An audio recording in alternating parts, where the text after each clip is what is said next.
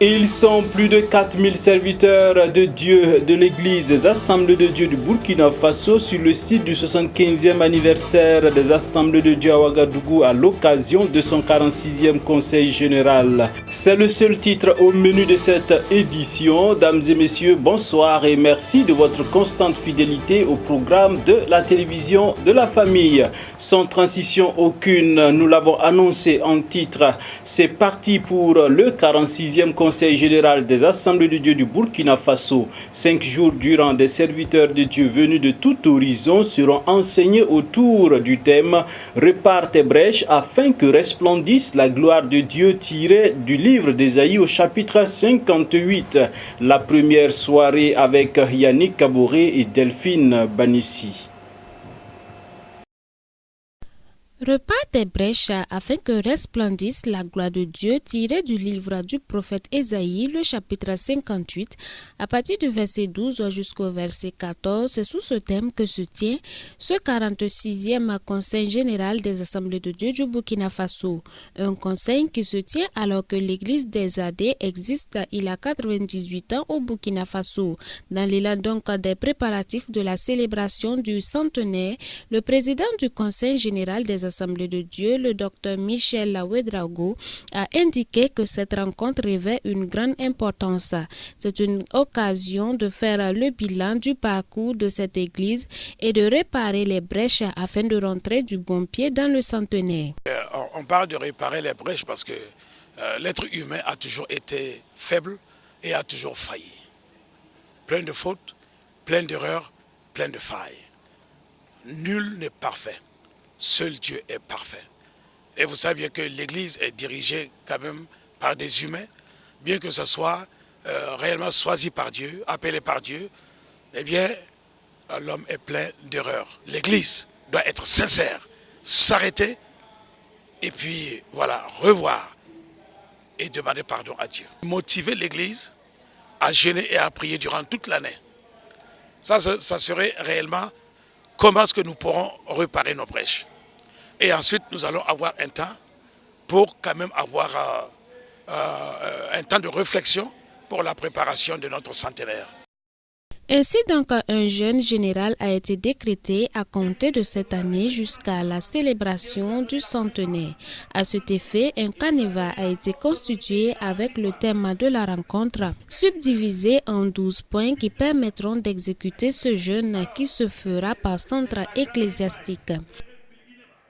Expliquer aux gens comment on va procéder. Ces milliers de pasteurs réunis sur le site du 75e anniversaire seront enseignés par le Dr Arden des États-Unis et le pasteur Namso Kim de la Corée du Sud. It's my great joy to be here in Burkina Faso, reaching not only this country but all of Africa through the miracle of modern technology of video. God has put upon my heart the message as was given to me. Le président des Assemblées de Dieu du Burkina Faso m'a appelé ici pour venir parler de la reconstruction des murs. La reconstruction des murs, c'est quoi? C'est dans notre vie, quels sont les murs qui ont été terrassés? Quels sont les murs qui ont été détruits?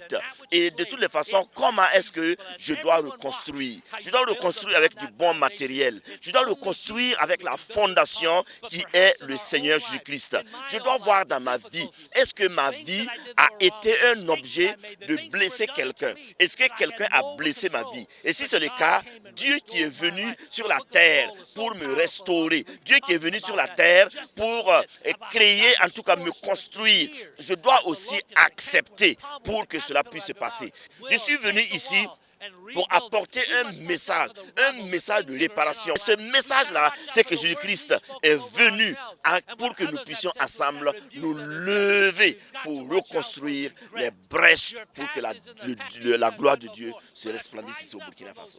Let's see what God will do if we give him all he desires. Ils sont venus des États-Unis, de l'Italie, de la Suisse, de la Biélorussie, de la Guinée-Conakry, du Sénégal, du Ghana, du Niger, du Mali, de la Côte d'Ivoire et bien sûr des 4 coins du Burkina Faso afin de prendre part à cette rencontre. Il faut noter donc que cette rencontre qui se tient tous les 3 ans verra le renouvellement du bureau exécutif du Conseil général des Assemblées de Dieu du Burkina Faso. Le message d'ouverture a été donné par le docteur Michel Ouedraogo, président du Conseil général des Assemblées de Dieu du Burkina Faso. Il a mis l'accent sur la réparation des brèches car, dit-il, Dieu était mécontent en regardant son peuple souffrir malgré toutes ses bénédictions. Ainsi, le messager conclut que si nos brèches ne sont pas réparées, nous ne pouvions alors jouir de toutes les grâces de Dieu. La substance du message avec Yannick Kaboré et Delphine Banissi. Nous pouvons nous appeler chrétiens. Nous pouvons connaître le nom de Christ. Nous pouvons croire être remplis du Saint-Esprit. Nous pouvons penser que nous sommes les responsables de l'Église. Nous pouvons penser que nous sommes ceux que Dieu a élus. Nous pouvons penser que nous sommes ceux que Dieu a mis à part pour le ciel.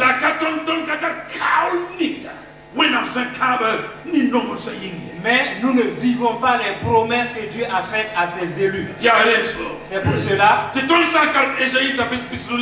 nous lisons Ésaïe 58, au verset 1, nous verrons le degré de tristesse de Dieu. Dieu a jeté un regard sur le monde. Et il a vu ses élus qu'il aime, sur qui il compte. Des gens qu'il a choisis afin que les gens voient la gloire de Dieu à travers eux. Il s'est rendu compte que ceux-là s'appellent le peuple de Dieu, mais ils n'ont pas Dieu. Et Dieu parle en disant, l'alliance que Dieu a établie avec nos ancêtres, avec les missionnaires. Où est cette alliance? Où est cette alliance? Est-ce que les malades continuent à être guéris?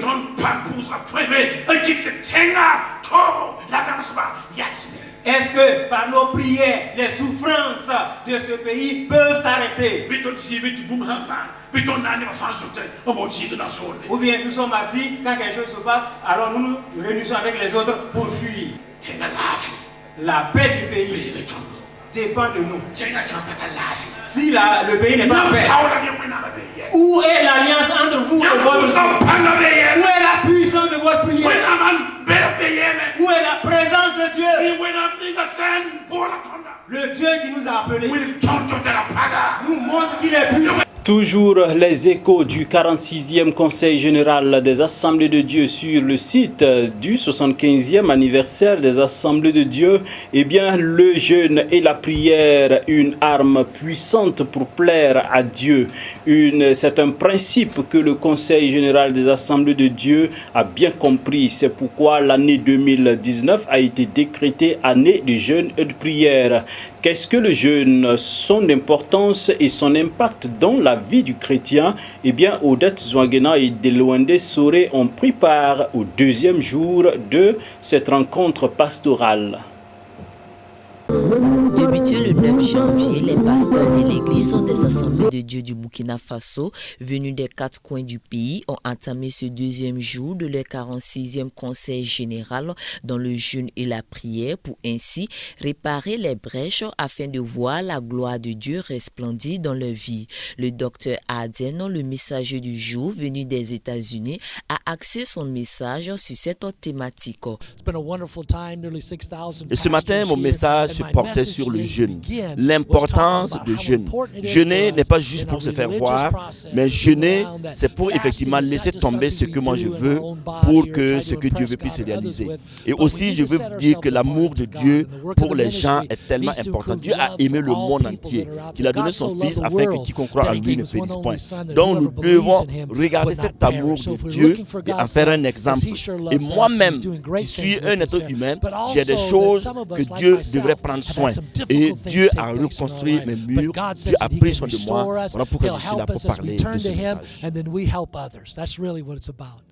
Le jeûne est avant tout une consécration, un dépouillement de soi afin de libérer la puissance de Dieu dans nos vies. Il faut d'abord savoir que jeûner, c'est un choix. Je prends la décision de jeûner, je prends la décision de laisser ce qui me préoccupe pour faire des choses qui préoccupent alors la vie spirituelle. Et aussi, jeûner, on peut partir à partir d'un jour, de 2 jours ou de plusieurs jours. Mais ce qui est très important, jeûner veut dire simplement laisser tomber tout ce que moi je fais, même si c'est par rapport à la nourriture, le temps que je prépare pour préparer le temps que je prends pour manger, le temps que je prends pour méditer, tout ce temps est réuni et consacré pour Dieu. Et c'est ça qui est un jeûne plein. Le jeûne et la prière sont des principes bibliques. Il n'y a pas de victoire sans prière, il n'y a pas de vie chrétienne sans vie de prière et il n'y a pas de grande victoire sans le jeûne et la prière. Ainsi, la confiance et l'obéissance à l'Éternel des armées, assimilées au jeûne et la prière, sont les fondements d'une vie chrétienne victorieuse. Ces oins de l'Éternel ont donc été conviés à s'y adonner pour ainsi être des sources de bénédiction pour l'ensemble du peuple de Dieu. Tout autre chose à présent et nous nous rendons en République démocratique du Congo où finalement les résultats des élections présidentielles sont connus. L'opposant historique Étienne Tshisekedi arrive en tête avec plus de 38% des voix, loin devant le candidat du parti au pouvoir. Héritier de l'opposition historique, Félix Tshisekedi a été proclamé vainqueur de l'élection présidentielle en République démocratique du Congo. Mais sa victoire a immédiatement été contestée par une autre partie de l'opposition et mise en doute par la France. Au terme d'une très longue attente, la Commission électorale nationale indépendante a déclaré Tshisekedi vainqueur avec plus de 38% des voix devant l'autre tête de l'opposition divisée, Martin Fayulu, mais celui-ci a aussitôt rejeté le résultat et dénoncé un coup d'État électoral. À tous ceux qui ont pris connaissance de la vérité des urnes, particulièrement à la Conférence épiscopale nationale du Congo, CENCO, et à l'Église du Christ au Congo, ECC, à travers vos observations historiques, nous vous demandons de révéler au peuple congolais et au monde entier le nom de la personne qui a réellement incarné le choix de notre peuple. Et la France a semblé lui donner raison par la voix de son ministre des Affaires étrangères, Jean-Yves Le Drian. Il semble bien que les résultats proclamés ne soient pas conformes aux résultats réels, a-t-il déclaré sur une chaîne française, ajoutant que Martin Fayulu est a priori le vainqueur du scrutin du 30 décembre. Autant de coups de tonnerre dans le plus grand pays francophone d'Afrique qui vit un moment historique avec cette première pour un parti d'opposition. Cette présidentielle à un tour avait été reportée 3 fois depuis 2016, mais le président sortant Joseph Kabila au pouvoir depuis 18 ans avait fini par accepter de se retirer sous la pression de la Constitution et non des armes. Félix Tshisekedi est le fils d'une figure historique de l'opposition congolaise, Étienne Tshisekedi, décédé à Bruxelles il y a près de 2 ans.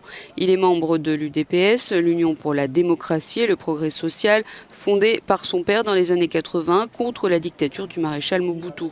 Lors de sa première prise de parole, il a salué Joseph Kabila et s'est dit heureux que ce processus électoral n'ait pas conduit à des effusions de sang.